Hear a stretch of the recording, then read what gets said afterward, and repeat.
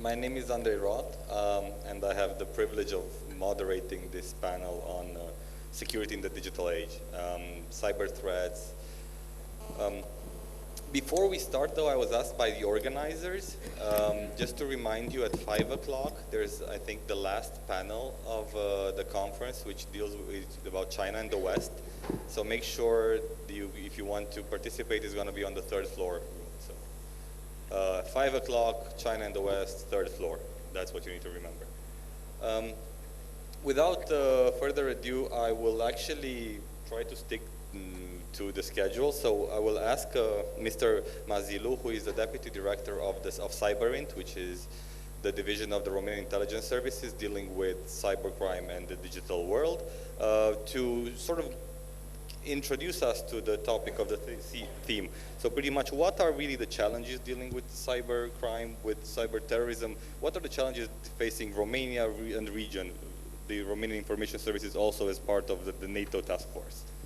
First of all, I would like to thank the organizers for this opportunity to speak with people interested about cyber threats and how those threats are impacting national security and actually our society as a whole. So I will start with a few remarks that from a strategic perspective, we have been seeing how cyberspace in the last years have been ruling our nations, alliances and global environment. So we have been seeing how cyberspace actually is shaping and shifting our national governance, our economies, our industry, our defense, education, culture, and last but not least, our day-to-day life as citizens. So, for instance, we have been seeing how European digital agenda is turning more and more our national economy into a digital economy, boosting traditional economy and opening new opportunities through cyberspace. So, that's the fact that we have been seeing in the latest years. But I have to emphasize that each and every magic comes with its price. So cyberspace is bringing with it a new dimension to national security, and I mean the cyber threats to national security. But in order to create a common ground of our understanding, of our discussion for today, allow me to try to give a definition of cyber threats.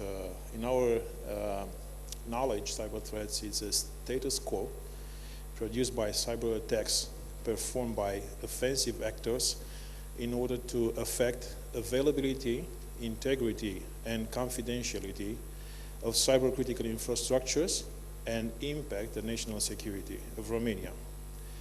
So, in order to understand cyber threats to national security, we have been defined 4 major cyber actors that are driven factors for cyber threats. And I mean states, organized crime, extremists, and terrorist groups. These actors, cyber actors, actually they have distinct motivations, they have different modus operandi, they have different targets, so they have different impacts to national security. Just to give you a flavor about each of them, I can approach the most important cyber actor, and I mean states actors. And I can share with you the fact that the impact to national security of the cyber attacks performed by state entities are always affecting at least 3 national dimensions. The first one is the political dimension, the second one is the economic dimension, and the third one is the military dimension. And taking into account the framework of our discussion of the forum, let's pick one of them, for example, the energy dimension of Romania as a dimension to the national security.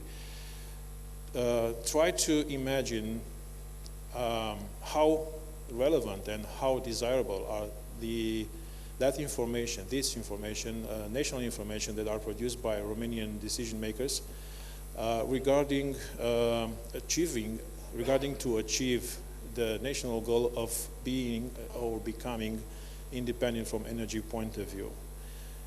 So energy dimension, it will be always a topic, a top priority topic for each state that is looking close to Romania. From this point of view, it's obvious that energy, it's a tool that have been used for many years, and it will be used for the coming decades as a tool, as a surgeon tool in order to shape foreign policies, borders, alliances, and markets, global markets, economies. So,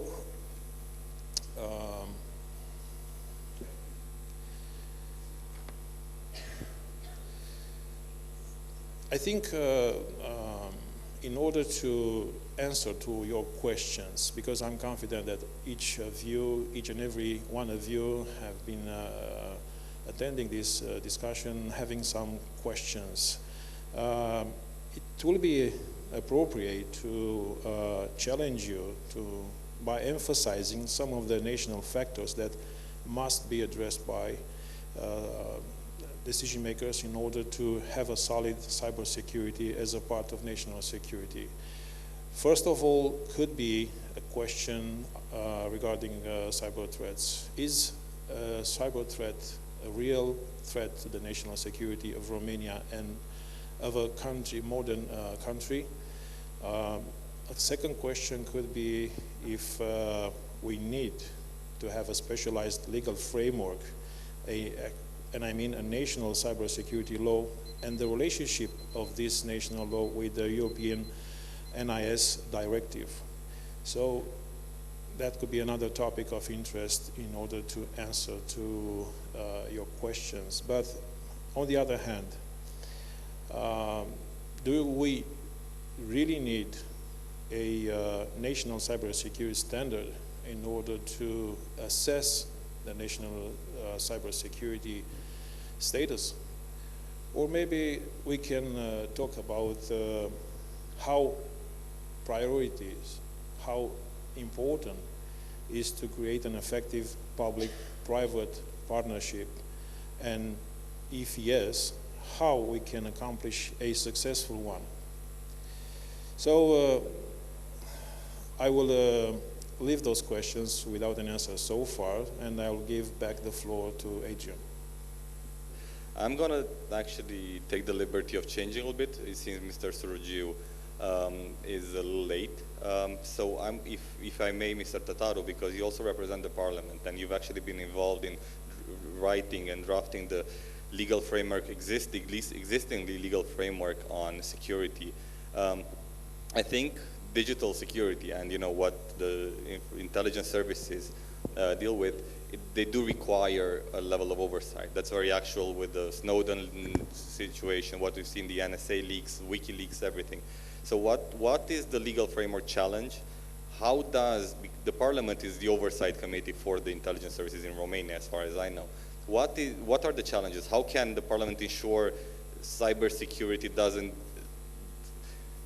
draws a fine line between that and privacy? Because that is an individual right issue. Thank you. For the Romanian parliament, this kind of law package, legislative frame, it's a priority. And last year we tried to put on the table a cybersecurity law for all the actors in the market. Doesn't matter if they are, let's say, governmental institution, private companies, and so on. And we tried to find the way to be in the middle, to make a balance between exactly what you said about the legal rights, the human rights, and the necessity which our colleagues here mentioned before about the threats, the cyber threats.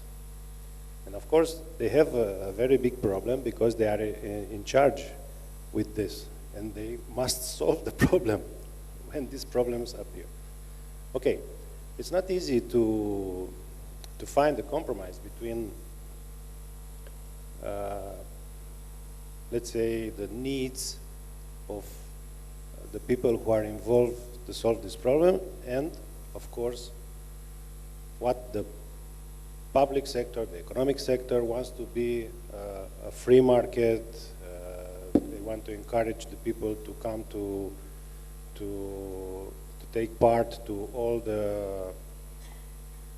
all kind of communications, all kind of IT companies to be in the market. And of course there are a lot of pressure. And they come to us and they tell us, look, we don't want somebody to come to check us, to make different. And I says, look, it's okay, but you must understand because we have a problem. And the cyber threats are not a joke. And they could affect us, all of us. Anyway,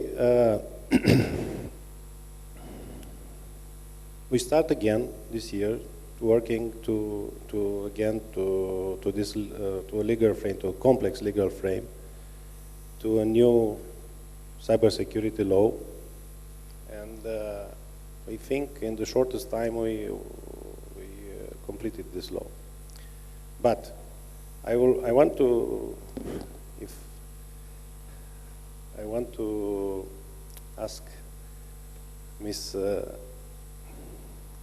Liina Areng, if I pronounce correct, to tell us, because exactly maybe she knows better than everybody from this table what's happened, and to tell us, if she could, to tell us what's happening in 2007 in Tallinn, and maybe some of the people understand more than what we can explain, theoretically explain, what's happening, and what was the first cyber attack recorded officially, yes, when a country was involved, when your country was involved. Maybe you can tell us a few words about what's happening in 2007, and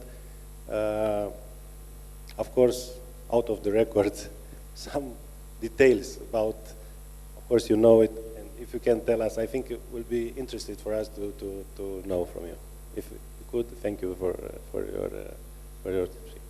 So Liina is the head of the international relations for the Estonian Information Authority. And the topic that I wanted to approach, and you actually led me right in there, Estonia, if you know, is actually leading the efforts in sort of getting, I call it getting the world prepared for cyber conflict. I don't necessarily want to call it warfare. We were talking actually with Kim yesterday. We call it, these are not cold wars or hot wars, they're mellow wars somehow. But going back to Estonia, how does Estonia lead this effort? I know there's an effort at NATO level led by Estonia to pretty much for readiness for cyber crime, if you will, at state level, I think. Thank you very much on your question on our 2007 cyber attacks, which was, as you said, the first recorded politically motivated cyber conflict in history. But the 2007 attacks, they affected the availability of information or the access of websites. The attacks were against both public and private critical information infrastructure. But regarding the means of the attacks or how the attacks were carried out, it was not particularly sophisticated attack. It was a DDoS, or distributed denial of service attacks, against our parliament, president, other state agencies' websites. There were defacements involved. Our private sector was also affected. Some of our two of our major banks were affected, and already in 2007 we were very much dependent on information technology. most of our government or public services were online at the time. We were very dependent on online banking as well. So the fact that our biggest bank was the online banking was out for 1.5 hours, that was not just a mere nuisance for the users, but it was considered as a major issue. So the 2007 attacks were considered as a national security threat, particularly by our Minister of Defense, but we decided not to call it cyber warfare because there was no destruction involved, no loss of life. So it was something that would fall below the threshold of use of force or armed attack. So we decided not to ask for Article 5 in NATO that would call for collective action for collective self-defense. Sorry, my question was how was affected the people's lives? Because this is the most important for us to understand what's happening when this kind of cyber attack, because it was in one day. Everything was happening in one day, if I remember correctly, no? 1 or 2 days? Slightly more than that. It was 2.5 weeks. Well, actually, altogether 4 weeks. The attacks came in waves, so there were some days where the attacks were heavier, some days where they kind of died down. But since, as I said, Estonians are very dependent on IT.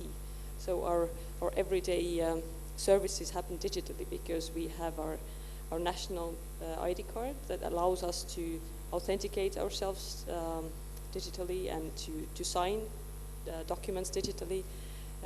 And Estonians have enjoyed e-services for now, well, since mid-1990s. And this is why these attacks perhaps affected Estonians more than they would affect a nation that is not so vulnerable digitally. But what I would underline is that the 2007 attacks were actually a wake-up call for our decision makers, also for the general public, but most importantly, decision makers that tend to ignore cyber or think that it is something that the IT guys should deal with, and they only notice that when the services are not available. So we did not, or the decision makers did not press the snooze button, but they actually took action. And it was not wake-up call only for us, but for many countries globally, and also for international organizations, including NATO, who drafted the first cyber defense policy in 2008. So it had many advantages, and I don't know how much. Should I also speak about what kind of things we? Yeah, I guess. Well, you just stop me when my time is up. Yeah. So perhaps I should say a few words about the main things that we discovered, or where we focused our attention after the 2007 events. First was that we realized that we should take cyber in a comprehensive way, that is actually comprehensive security. What you defend is the entirety of your society. And that means that you need to rethink some of the traditional ways of how you approach defense and security, where nation state is the main actor, or the national governments are main actors, because what you defend are the processes and critical infrastructure, which is run mostly by the private sector, and therefore you need a plan how to defend this process or this service, and this plan needs to be done together with the owner of this process, so with the private sector. So very important is the public-private cooperation. But the second thing, what we try to develop is a collective brain, because together we are stronger and more clever. And what collective brain means for us is that you have the most skillful people in the most critical positions working together in the most efficient way possible. And in order to achieve that, you have to be either very rich or very smart. And Estonia is not a particularly rich country, so we have to be smart. And therefore we have introduced several ways in how to ensure the development of this collective brain through different community building efforts. And one thing is what we introduced is Cyber Defense League, which is a voluntary unit within our National Guard, which is kind of paramilitary defense force. And this unit of IT people consists of mostly of people from the private sector who have a well-paid day job somewhere in banks, in ISPs, those who government would never be able to afford on a regular payroll. So what government offers to them is a forum to exchange information and also to train. Government offers them free training, a cyber range where they can also exercise. And government has that force as a force to assist when something happens with a critical information infrastructure.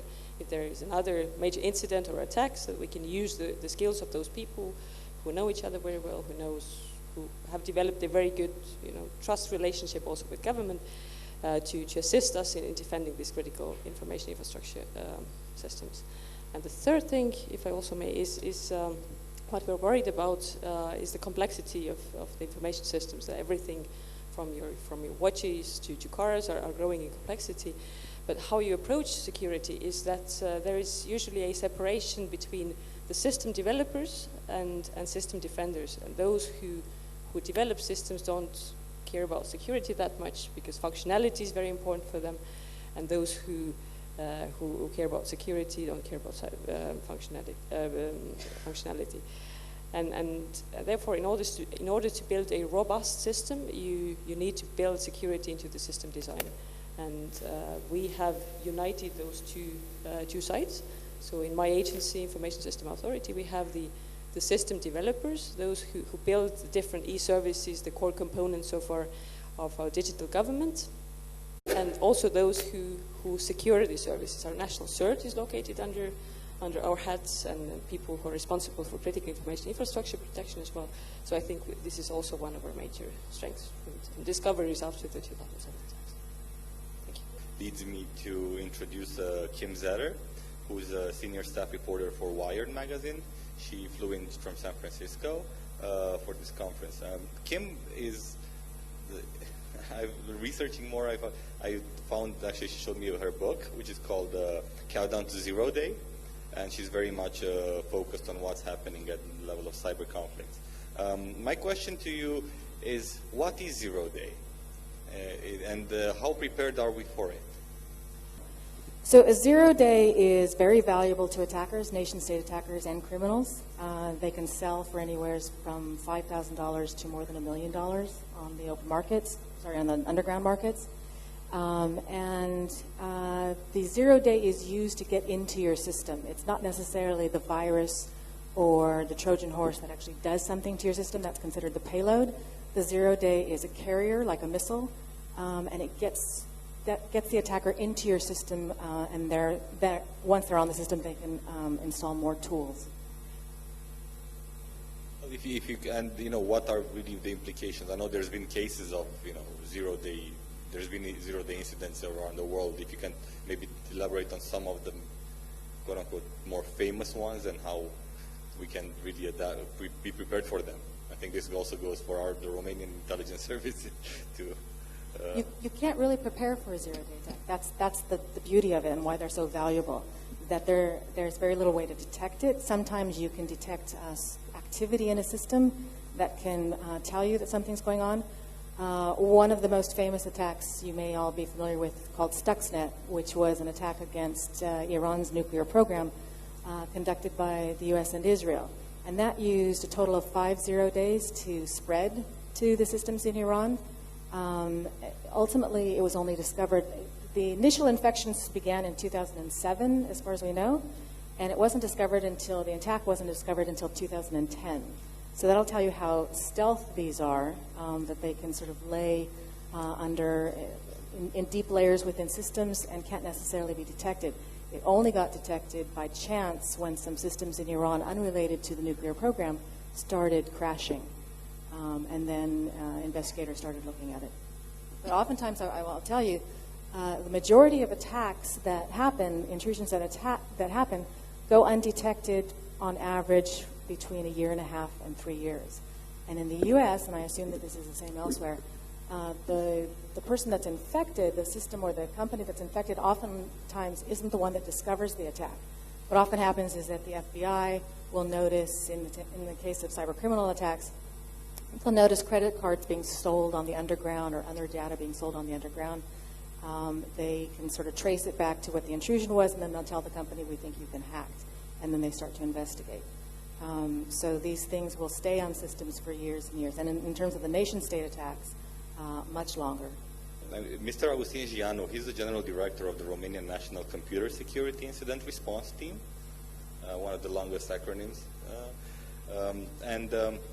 My question to you is, I was researching this panel, I was looking at there was a news on BBC about the joint statement between the US and Chinese presidents just this past month about the agreement to prevent or to stop economic espionage, cyber economic espionage. Of course, while saying we all deny doing it. Nobody does it, but we agreed to stop it, which was quite funny for me.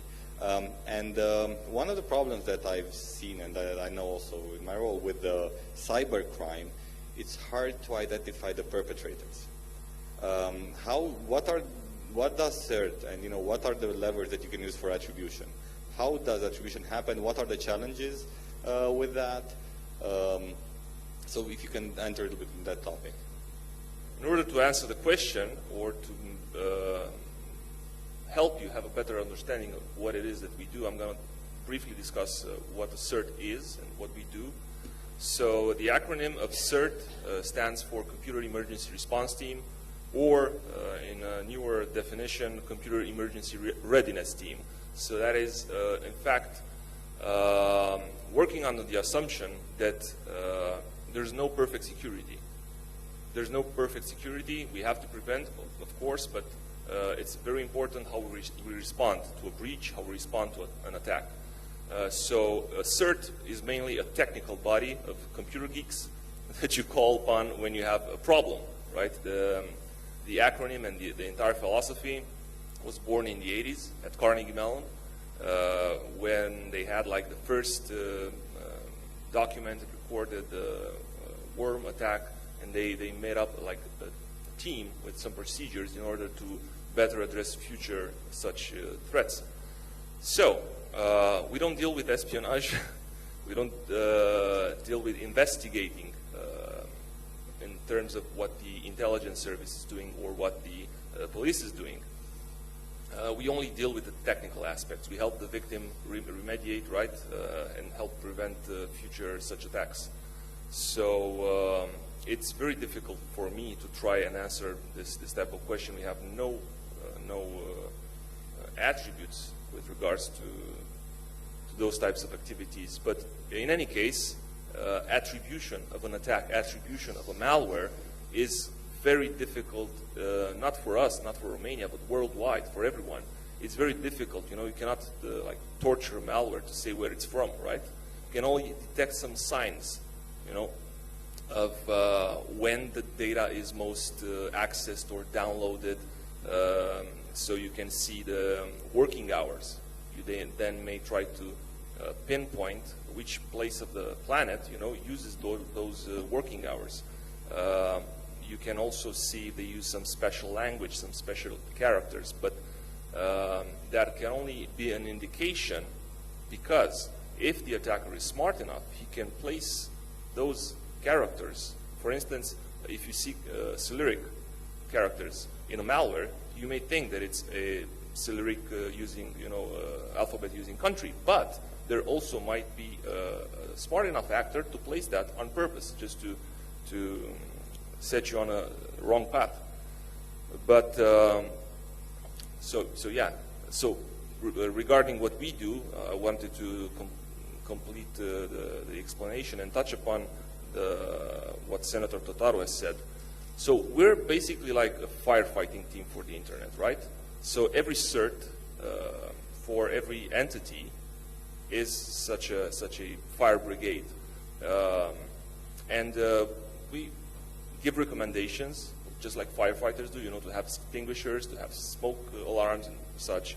And we also intervene in case of an attack.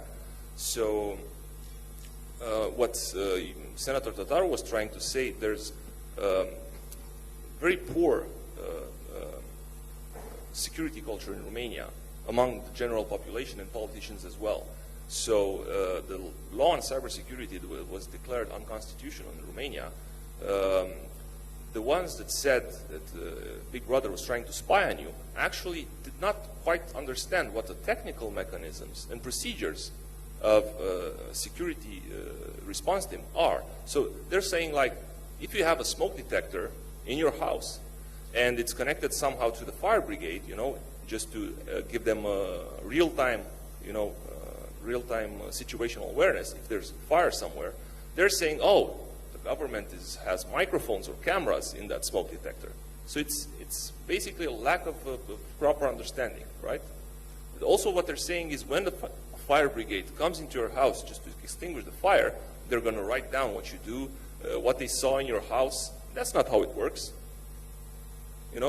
Yeah, if you see something illegal, even the fire brigade, calls the cops. If they find drugs on the table, they're going to notify the cops. But other than that, no one's interested in what you do. So I think it's mainly within the general population and political decision makers, a lack of understanding.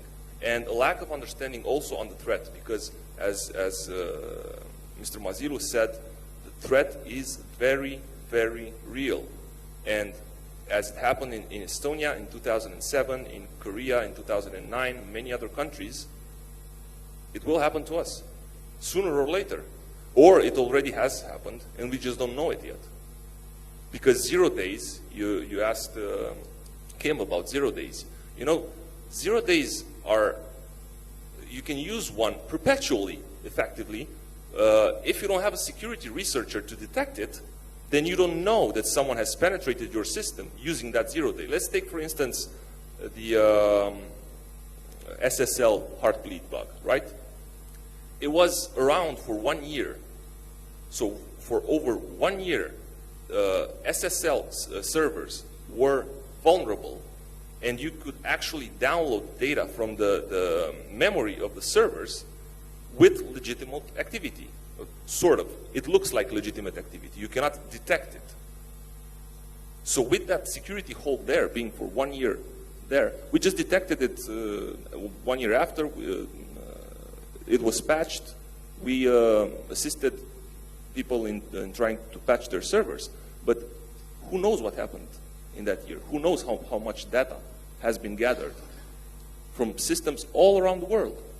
Because they all use SSL, right? And there's numerous such examples. For instance, the shell shock bug, right? It's been around since the 90s. So possibly, potentially, decades worth of information collecting, and exploitation without us even knowing. There was a study in the US, and actually they showed that in the attacks on financial services in the US, 88% of the attacks are successful in the same day, while only 21% of them are actually identified within the same time period. So there's a big gap between that. Mr. Mazilu, you wanted to add something to respond to some of these. Just to one thing, I noticed that 2 of your questions already been answered, whether we need a national cybersecurity standard, which I see people, and there's also a problem with the legal standard, as you're pointing it out, as a legal framework, which is being worked on. First of all, I would like to add some knowledge that came from our work as a domestic intelligence service, and I would like to add a few words what your guests have been told us, and there are several topics that I should complete with our knowledge. First of all, you've been asking Mr. Jianu about attribution of a cyber attack.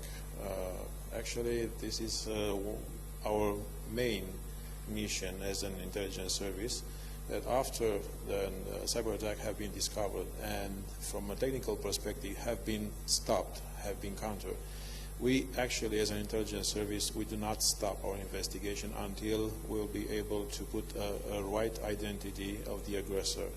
And that's the fact for which we try to understand cyber threat not from the victim's point of view, because actually the threat is exogenous, it's from abroad, it's an external threat to the targets.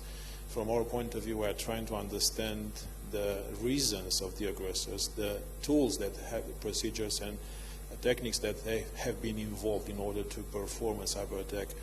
And we try to expect them to the most interested targets that have been assigned to their interests. So from our point of view, attribution, it's the reason for which we investigate a cyber attack in order to answer to those questions that are asked by decision makers, because usually we have to answer to the highest decision makers in Romania who was the aggressor, what was his motivation, and what was the impact of the specific cyber attack that have been performed by that aggressor, cyber aggressor. Especially we are talking about state entities and organized crime groups. On the other hand, I would like to add particular knowledge about zero-day topic. Kim have been told us that Stuxnet have been involved for 0 days vulnerabilities, and as a matter of fact, usually a very powerful cyber weapon has embedded 1, maybe 2 0-day vulnerabilities, because those are very effective. The success rate is 100%, and usually a 0-day vulnerability is very expensive. It's around 100 up to 500,000 euros. So it's not necessary to embed it for 0 days, but some of them are so powerful that after they've been discovered, those 0 days, 2 of them have not been solved, have not been patched yet. So 2 of them are still unsolved and could be used in order to compromise with 100% success rate a target and critical cyber infrastructure. So just to add another detail about 0-day cyber attacks, I can emphasize that in the last 18 months have been at the global scale about 15 state-driven cyber attacks, and 10 of them have been used on 0-day vulnerability. So 0-day, it's a preferred cyber weapon for state entities in order to perform cyber attacks. On the other hand, if you allow me, I would add some details to what Liina told us. The cyber attack performed against Estonia in 2007 was a DDoS attack, distributed denial of service, just to create also a common ground of understanding about this type of a cyber attack. It's that attack that is overflowing the cyber resources of an interface of a service. And at that time, it was true, the entire nation was quite paralyzed for about 4 weeks, and that's not a nice national picture. But after that cyber attack have been famous, let's say, with there have been another and actually many DDoS attacks. And just to give you a flavor of this kind of impact, the power of cyber attack, in 2013, we have been seen at the global scale an DDoS cyber attack that have been called Ababil operation. This cyber attack have been targeting the most important 10 American banks, and the bandwidth of that cyber attack was about 60 up to 65 gigabytes per second. Maybe these figures doesn't make a sense for many of us, but I have to tell you that next year, in 2014, there have been recorded another DDoS attack of a bigger, of a higher bandwidth of about 300 gigabytes per second that have been performed against Spam House. Spam House being a non-profit organization that is fighting with spamming as a cybercrime. I would like to emphasize that in just about 1 year, the impact of a DDoS attack have been multiplied by 5 times. Take into account that right now we are in 2015, and I can emphasize also that in Romania, the private capabilities to filter and counter a DDoS attack is no bigger than, let's say, 10 gigabytes per second. So those are the facts related with the level of cybersecurity at the national scale, starting from a private perspective, and the things are not too different from a public perspective. You know, there is so many attacks. You know, how many of the attacks in Romania are identified, if I may ask for a number, percentage-wise? It's a very simple question, but it's a very tough answer. Yeah, thank you very much. I will. Okay, thank you. I think Liina, you wanted to add something. Or a comment regarding the DDoS and how it still affects our everyday life, but in a minor scale, because what DDoS affects is the availability of data, but not the confidentiality or integrity of the data. But what is most scary, to me at least, is the attacks that affect the integrity of the data. For example, if somebody changes my blood type in some database, or if I would be a diabetic and that information got lost or changed in my records, then this actually affects my health and well-being. So DDoS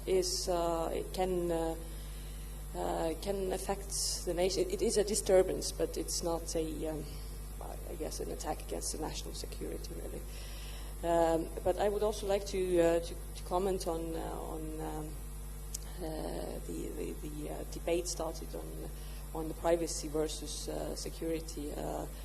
That to me it sounds quite strange that we're considering Big Brother or our own governments as the major threats, while the cyber criminals and other states, and sometimes together, can have access to our very personal information, our communications, our finances, everything. And it's really, I think, from the past when national governments were the only actors who were able to monitor citizens, and it's not the case anymore. And therefore, if a bank, for example, writes the attacks against personal data or as part of their normal business processes or a business loss, this is a market failure, I would say. Or if a energy company says that a cyber attack caused power failure is an act of God, like I don't know, a hurricane or some other natural disaster, this is also a market failure, and this is where the government needs to step in, the big brother needs to step in with one way or another in order to protect the citizens' security.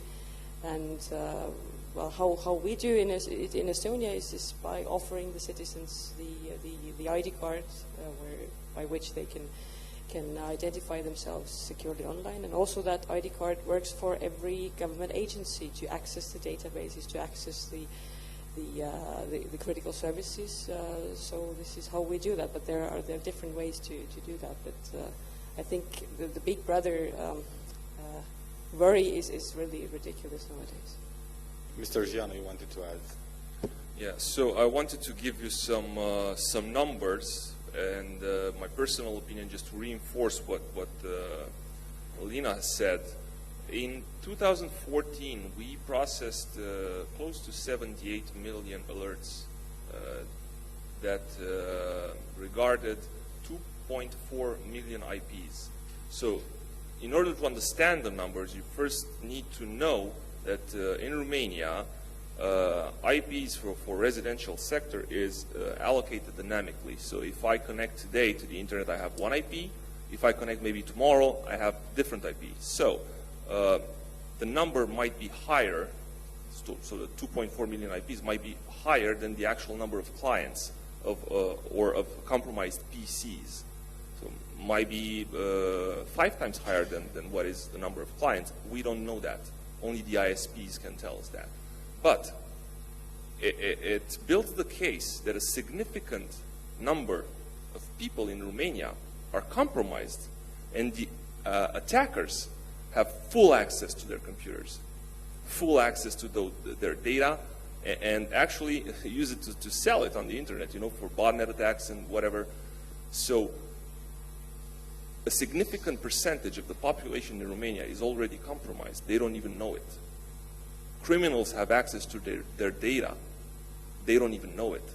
But they fear Big Brother. Like the people that are actually trying to do something to help them, how can they explain that? I don't know. We don't go to some company or to some government body or to some citizen and say, you need to do that. No, we say, this is what we know. If you care to solve it, okay. If you need our help, call us. It's on a voluntary basis. Where's the Big Brother in that? Because it's very hard to convince him. What is surprising for us, if we have discussion with the people, with the normal, okay, for some of them it's hard to understand what's happening with this system. But when we have discussion with, for example, with the business environment, with the companies, and we try to explain, look, it's not a matter of to know what you have in your servers. No, we want just to offer to governmental institution to check what kind of software use it for protection. And we try to put on the table a legal frame, in fact, some tools for CERT, for example, yeah, can ask a company, could be very important companies like banks, like infrastructure companies, what kind of security measure they have. Sometimes it's not a matter of interfere in their own computer system. No, they can have a contract with a very well-known company in the world which offer protection for their systems. And for us, it's enough to know they have a contract with a company which they protect, and it's okay for us. This was the sense of that law which we provided last year, to offer some tools for this institution to could have a dialogue with the actors, all the actors in the market, to protect people. Because if what's happening with some banks last year, when a lot of people, not in Romania, and we are fortunate with not happening here, but other countries have this problem. And a lot of people couldn't operate the cards and their own money, and it was a very big problem. We try to avoid this, to provide a legal frame for all these entities, civil entities. Maybe it's not necessary to interfere here, the Romanian intelligence service. We have civil entities can make this kind of control. It's very simple to understand, but it's very hard to convince the people to understand this. This is the main problem. And sometimes people who are out of this game, to be very, they don't know nothing about these issues. And they come and it says, look, it's a big problem. The big brother is in our house. You want to make a law to go in our privacy, and no. This is not the purpose for on this law. And I think it's the time to trust in our institution. You're referring to the parliament or the information services? I discussed both all. Right. Because in the end, somebody must lead this country. This is the problem. Okay, if the parliament, it's bad.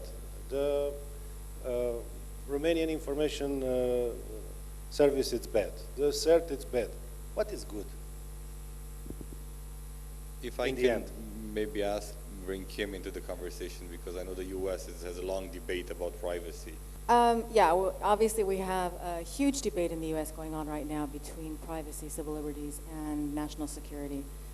And we have what should be a robust system of oversight. We have a judicial system where the courts are supposed to provide a warrant or other court order domestically for surveillance.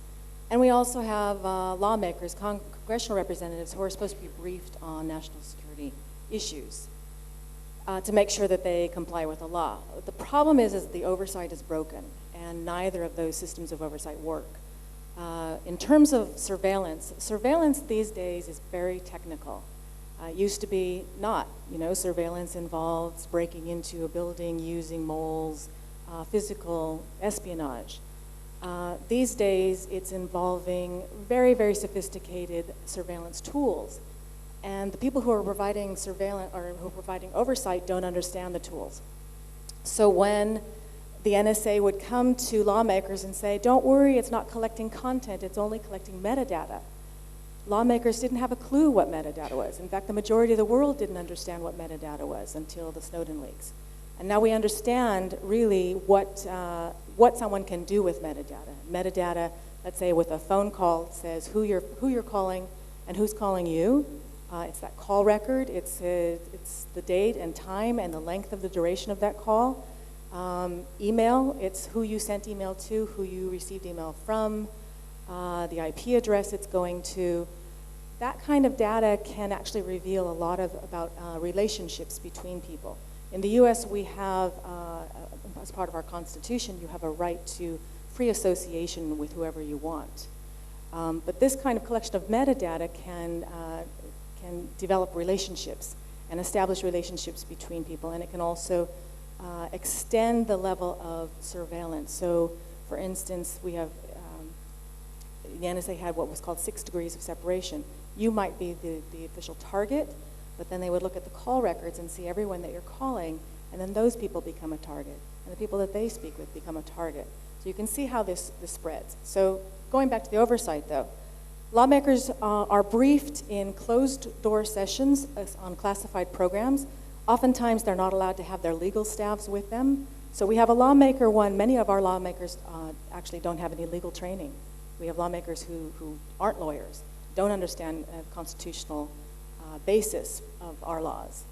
And they are sometimes allowed one legal representative who has a classified clearance with them, but again, they don't have the technical knowledge to ask the right questions when the NSA says that they have a program that does this and this.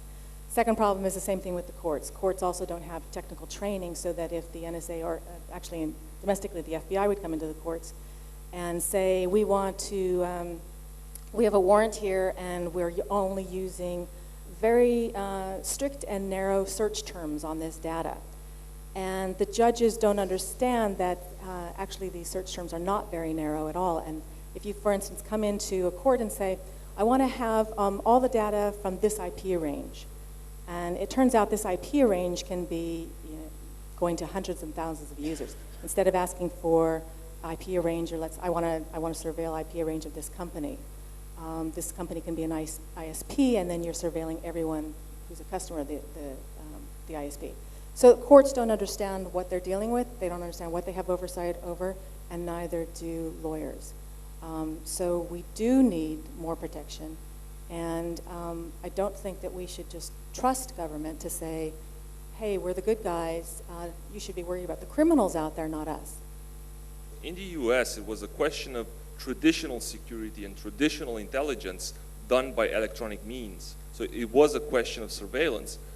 In Romania, the law on cybersecurity never expressed anything about metadata in general, but metadata regarding the incident. So we need to know when it happens, you know, how it happened. We don't, the law has never discussed about metadata regarding communications, just when on incidents or attacks or whatever. So you're talking about this is a defensive law for forensic investigations, whereas I'm talking about surveillance laws. Yeah. So, but I totally agree with what you said. The level of discussion in states, you have the level it's high. Here in Romania, we're discussing about the basic. This is the problem. We have no law, to be more precisely, to offer to Romanian authorities to know, to have and to know the basic information, what's happening in the, let's say, sensitive points of cyber threats. This is the problem. We are open to any kind of attack, and we cannot ask, not control, ask a company how they protect their own company. This is the problem. We have the same issue in the U.S. So we have cybersecurity legislation which has been stalled in Congress for a long time for information sharing. This means that if a company is attacked, that they would be able to share the information with lawmakers. Lawmakers would then be able to determine what's the best way to protect other companies that might be attacked by this. The problem is that the companies want immunity if they're going to share that data, because they don't want customers to come after them and say, hey, you shared that data without lawmakers getting a warrant. So there are some blocks to that. I recognize a need for information sharing to a certain degree. And I recognize that we need, if we're going to protect everyone, there needs to be a wealth of information about the nature of attacks that are out there so that we can develop better signatures and better detection mechanisms. Of course, but if this company is a bank and 2 million people in the morning when they goes to the bank, they found the empty accounts, these 2 million people will be in the street tomorrow, in the front of the government, and they say, hey, it's your responsibility to take care of our money. Actually, it's the bank's responsibility, not the government. We have been set up a working group composed by representatives of all the institutions that have been tasked to deal with cybersecurity. And the working sessions of this working group have been accomplished a few days ago. The final draft, from the public point of view, of the new cybersecurity law. And this draft is about to be presented to a public debate and to be refined from a private point of view, from a media point of view, from an entire society point of view. And as far as I know, I'm pretty confident that the new version of the cybersecurity law have been solved the hot topic of security versus privacy. As long as we we intend to create an access to those metadata that are of interest to have a cyber investigation, just by forwarding a legal warrant issued by a judge or by a judge court.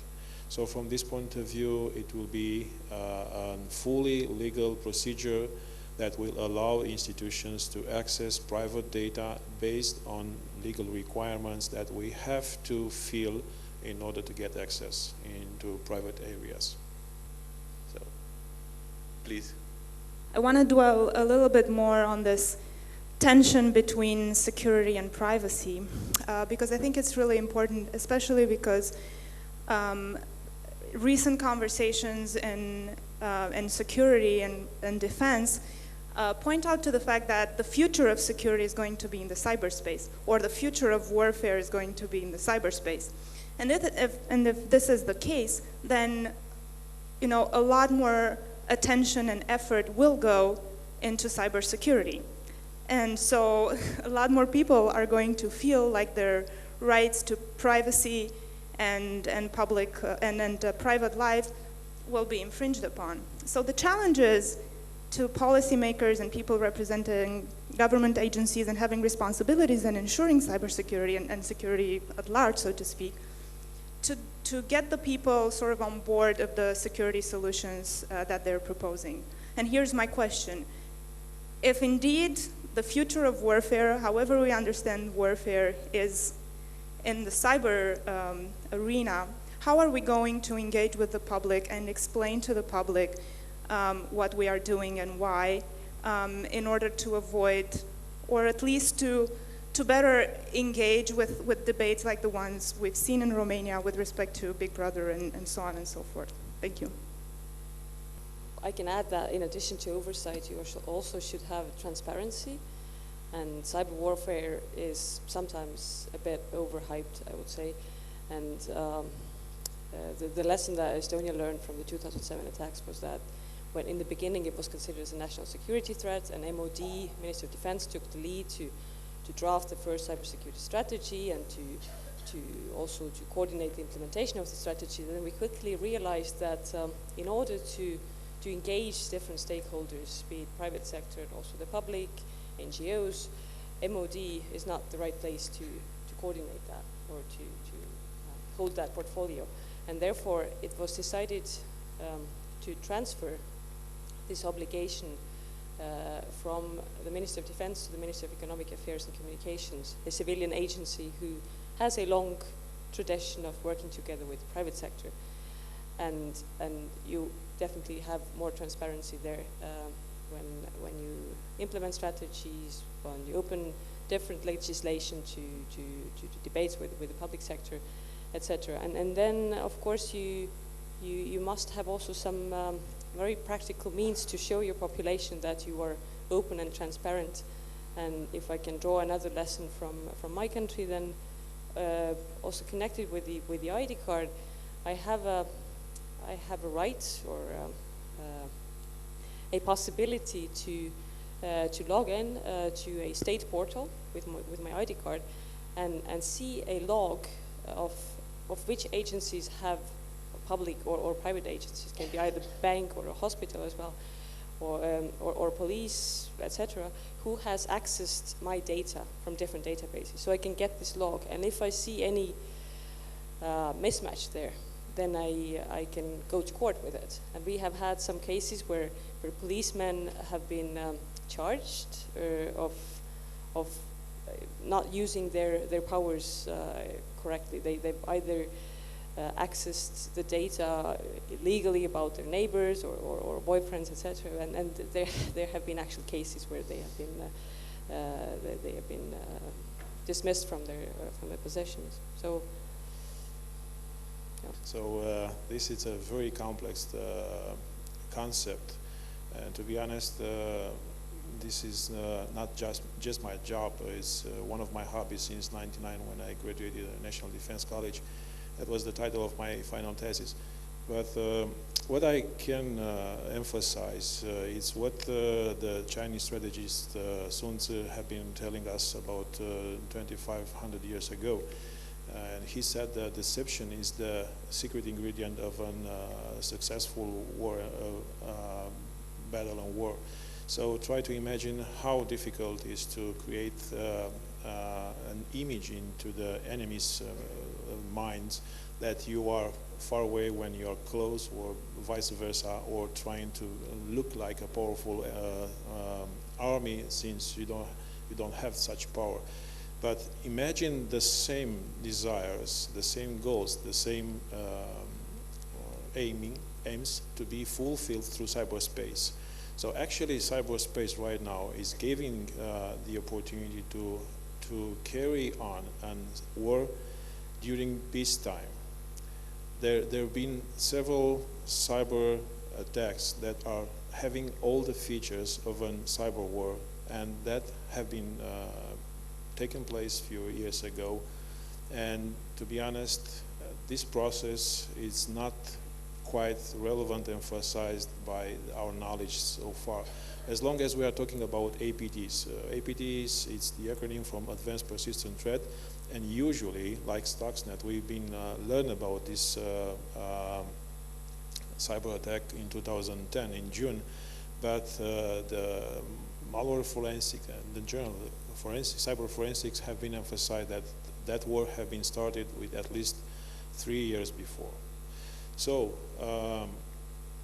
I'm pretty confident that in order to tackle but not to solve the problem of cyber warfare, we should have clear and approachable national regulations about cyberspace.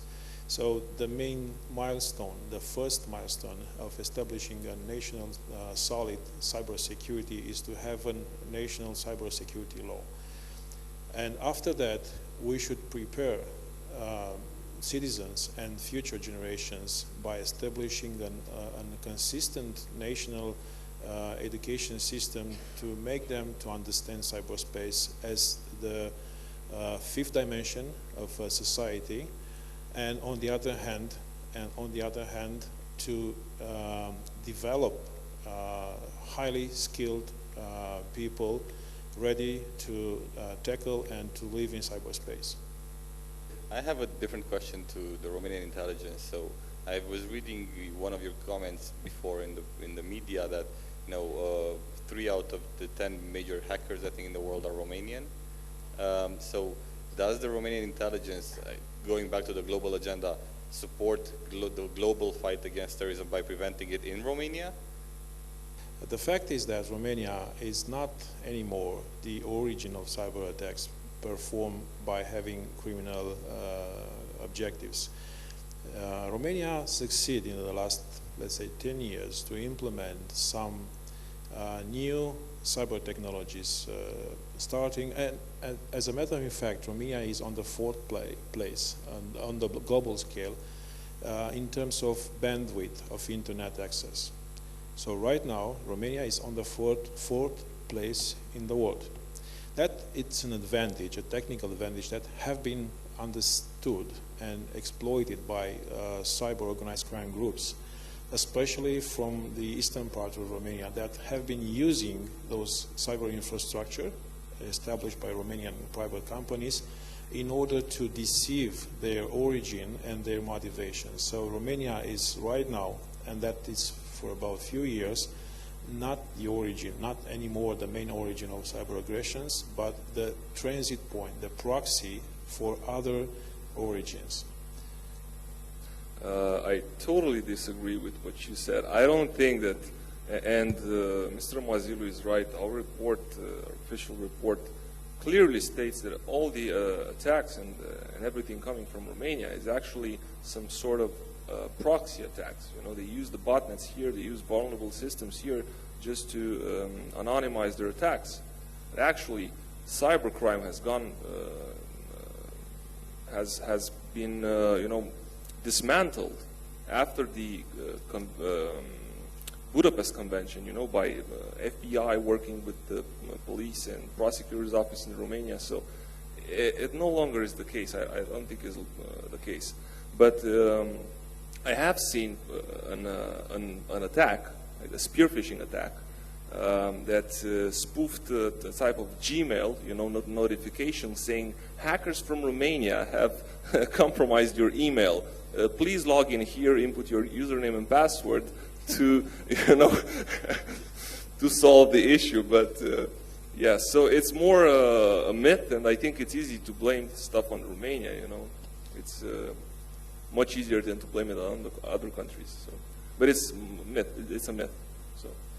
But also it's relevant how easy the Romanian users can be compromised by such aggression, cyber attacks, because actually they are so unprepared to tackle these kind of social engineering techniques and they are ready to click on the link if they receive a message saying that, look, you're the greatest winner of a lottery, national lottery, and you and your family and another 20 friends could go by free to Mounties for about 3 weeks. Just click on the link and you'll see how happy you will be.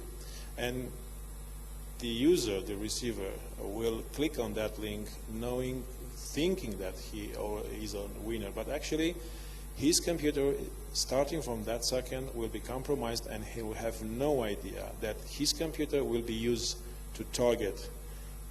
And right now, I will be very, very clear.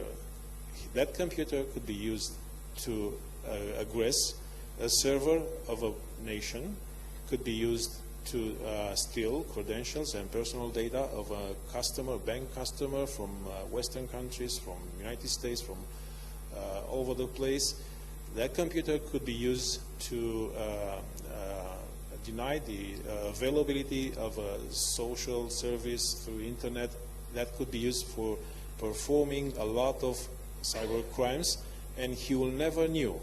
And based on the status of the legislation for about, let's say,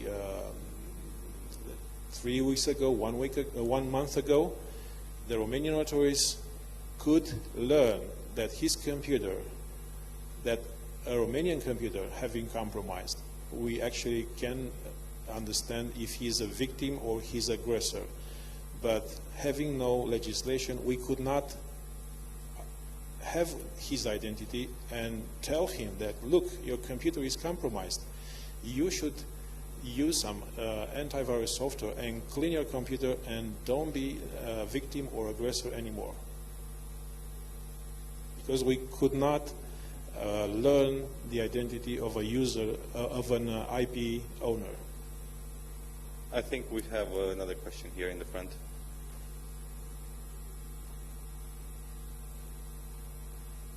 Thank you. Very interesting panel, very interesting discussion. Malin Istor from the Faculty of Business, Pablo University in Cluj. I was wondering, what is your view on the electronic payment system that has recently, for the past year, has been developed, for example, the Bitcoin? There are some views that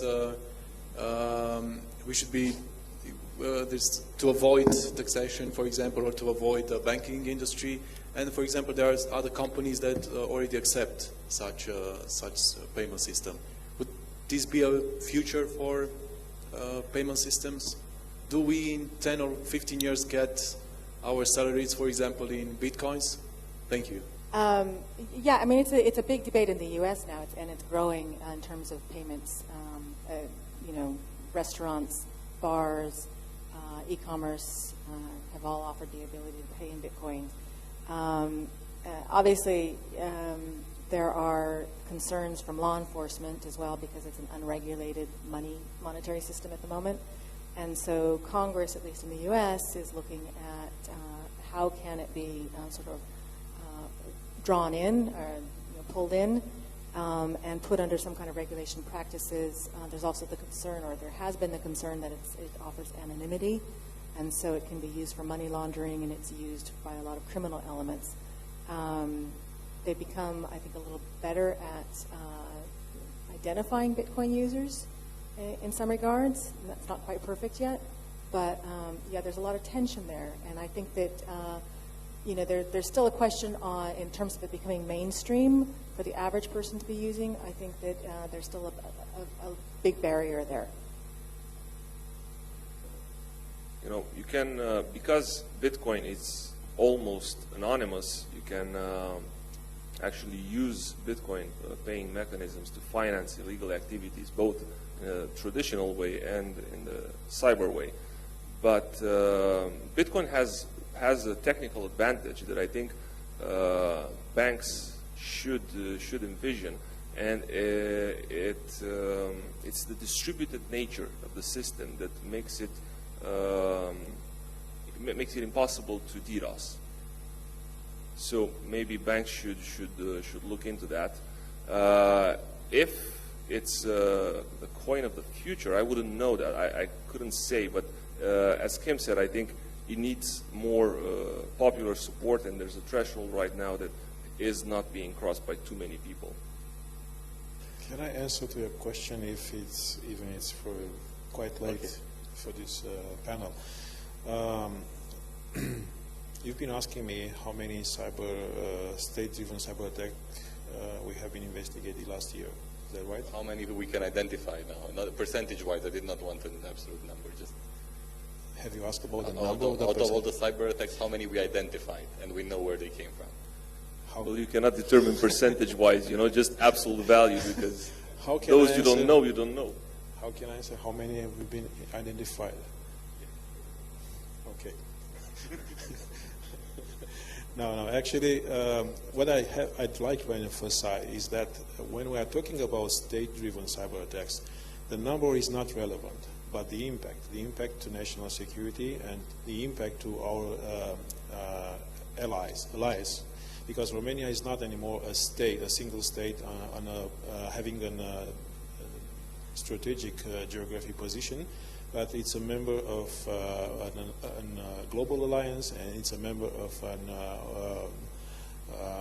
global organization, and I mean European Union. So the cyber threats that are targeting those alliances, NATO and European Union, actually are targeting Romania as well. Okay, well, that wraps up our session today. Thank you very much. I think just to end on one conclusion, we do have a real threat, cyber threat, and we do definitely need to be prepared for it. Thank you very much, and thank you for bearing with us. And just remember, at 5 o'clock, there is a panel, China and the West, on the 3rd floor. Thank you very much, and have a good day.